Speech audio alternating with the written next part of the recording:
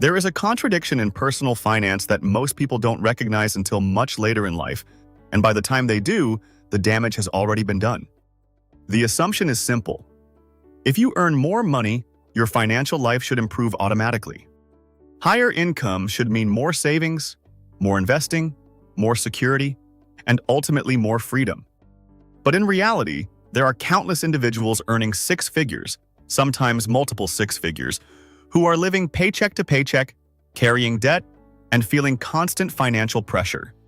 Not because they lack opportunity, but because they never built the system required to convert income into actual wealth. Income creates the potential for wealth, but without structure, that potential is wasted. What separates high earners who build wealth from those who stay stuck is not how much they make, but how they respond to making more. Because as income rises, something else tends to rise with it: lifestyle. And this doesn't happen slowly or carefully. It happens immediately and often unconsciously. A raise turns into a nicer apartment. A promotion turns into a new car. A bonus turns into a vacation or upgraded lifestyle expenses. What should have been a widening gap between income and spending becomes compressed, sometimes completely eliminated. And once that higher level of living becomes normal, it no longer feels like a luxury. It feels like a requirement. That's where the trap begins. The real problem isn't spending more money. It's locking yourself into spending more money. When high earners increase their lifestyle, they aren't making temporary decisions. They're making permanent ones. Monthly payments increase. Obligations grow. Fixed costs expand. And those fixed costs don't adjust when income changes. So now, instead of having financial flexibility, they have financial pressure. Their income isn't creating freedom. It's sustaining a system that requires them to keep earning at that same level indefinitely. That's not wealth. That's dependency disguised as success. And this is where the illusion becomes dangerous, because from the outside, everything looks impressive. The house, the car, the lifestyle, it all signals success. But underneath that surface is often a lack of margin. No buffer, no real separation between what's earned and what's required to maintain the lifestyle. That means any disruption, job loss, income reduction, unexpected expenses, immediately creates stress. Not because they don't make enough, but because they don't keep enough. And without that margin, even high income becomes fragile. Another reason high earners struggle financially is because most of them were never trained to manage large amounts of money. They learned how to earn, not how to allocate. So when income increases, their habits don't evolve with it. They continue operating with the same financial behaviors they had at lower income levels, just at a larger scale. And small inefficiencies at a low income become massive leaks at a high income. Overspending, lack of investing discipline, poor allocation decisions, these don't just stay the same, they get amplified. More money doesn't fix bad systems. It exposes them. There's also a psychological layer that works against high earners, and it's subtle but powerful. When you know you can earn a high income, it creates a sense of confidence. You feel like you can always recover. That if something goes wrong, you'll just make more money and fix it. But that mindset delays the need to build structure.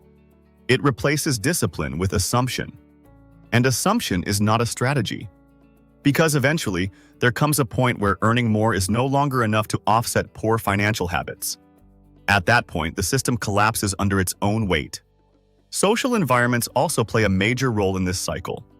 High earners are often surrounded by others who earn and spend at similar levels. And that environment normalizes high consumption. Expensive dinners, luxury purchases, constant upgrades, they become standard, not exceptional. Over time, you begin to adjust your behavior to match that environment, often without realizing it. Not because you're trying to impress anyone, but because it feels normal. And when spending becomes normal, discipline feels restrictive. That's how people slowly drift away from wealth-building behaviors without ever making a conscious decision to do so. Another major issue is the absence of intentional investing. Many high earners invest, but they don't do it systematically. They contribute inconsistently. They choose investments without a clear strategy. They react instead of plan. And without a system, investing becomes fragmented. There's no compounding advantage, no momentum, no clear direction. Just scattered effort. And scattered effort rarely produces meaningful results over time. Wealth isn't built through occasional action.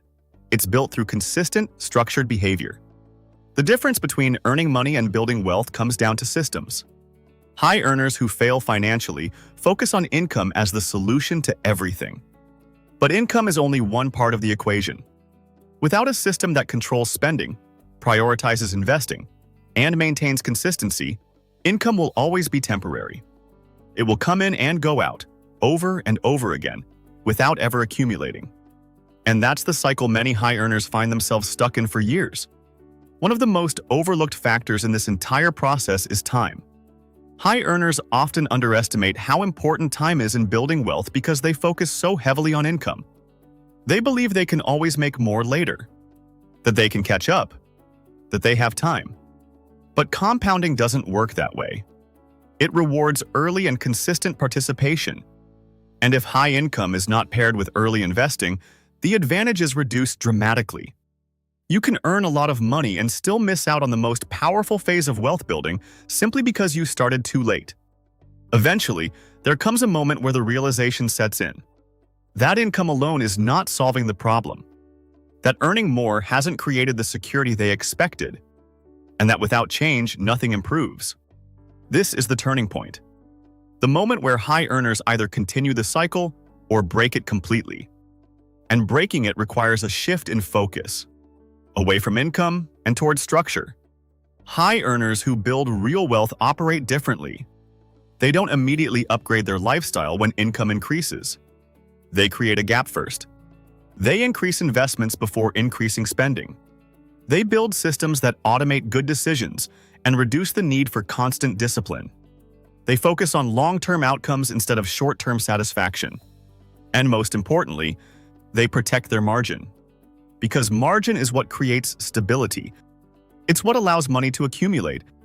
And it's what separates those who appear wealthy from those who actually are. The shift is not dramatic, but it is powerful. Because once systems are in place, everything changes. Income becomes a tool instead of a crutch. Spending becomes intentional instead of reactive. Investing becomes consistent instead of occasional. And over time, those changes compound. Quietly at first, then more noticeably, until the results become undeniable. That's when wealth starts to form. Not from earning more, but from managing better. At the end of the day, high earners don't end up broke because they lack opportunity. They end up broke because they never built the system required to handle that opportunity. Income is powerful, but it's incomplete. Without structure, it creates pressure instead of progress. But with the right system in place, it becomes one of the most powerful tools for building long-term wealth. If you take anything from this, let it be this. Making more money won't fix a broken system. But building the right system will transform what your money can do. If this changed how you think about money, make sure to like, share, comment, and subscribe to Smart Money Compounds. Because here, we don't just focus on making money. We focus on keeping it, growing it, and turning it into something that lasts.